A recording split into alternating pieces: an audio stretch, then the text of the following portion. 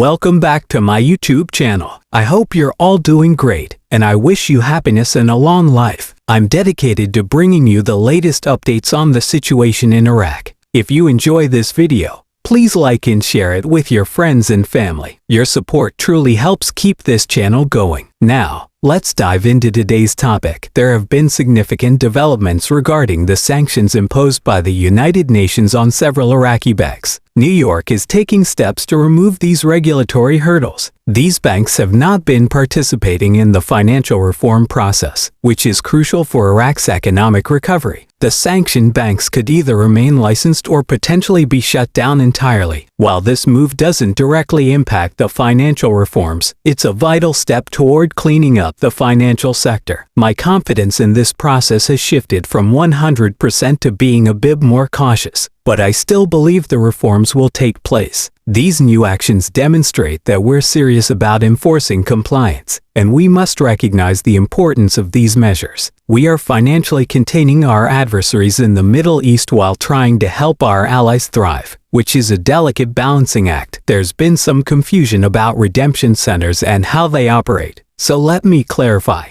Redemption centers are essentially the same as banks, with the primary difference being their location. They are usually off-site to manage a potential surge in transactions. They are not independent entities and follow the same financial regulations as banks. According to the law of one price, a financial instrument cannot be sold at different prices in different markets. In simpler terms, the exchange rate at a redemption center will not differ significantly from that at a bank. The only potential difference might be the fee rate, which is typically around 2%, but this rate can vary. Another interesting development is Iraq's growing influence in the gold market. Iraq is now the 9th largest buyer of gold in 2024. This is significant because it suggests the country is increasing its gold reserves, which could be part of a broader strategy to stabilize its currency. If Iraq is indeed purchasing 100 tons of gold, there have likely been serious efforts to recover lost funds, possibly related to combating corruption. It's likely that Iraq's increased revenue from non-oil sources has contributed to this buying power now. Let's address the rumors and facts about the revaluation. There's a lot of buzz right now about the possibility of an imminent currency revaluation. I've heard that some groups might start exchanging their currency as early as today, but we need to remember that these are still rumors. We need to wait for concrete information before getting too excited. Yes, things are heating up,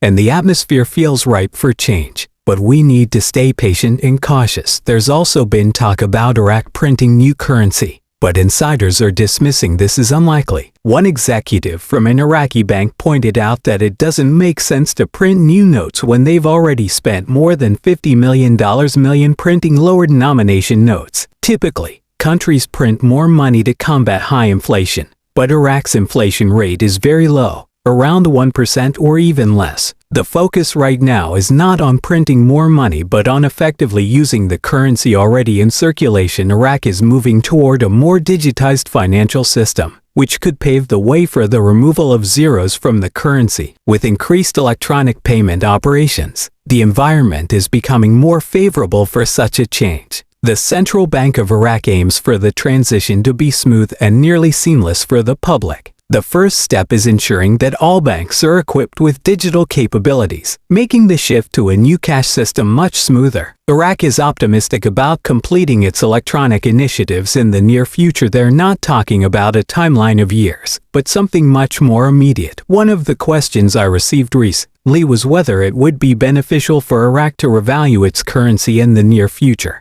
especially since the budget for 2023 to 2025 has already been passed. The short answer is yes, it would be beneficial for Iraq to revalue its currency sooner to maximize the benefits of these reforms. There are also reports of U.S. bank staff signing non-disclosure agreements, which could indicate that preparations are underway for something significant. Additionally, lower denominations are reportedly being distributed in some Iraqi provinces, although the details remain unclear. As always, stay tuned for more updates. This is your season to be blessed. Thank you for watching.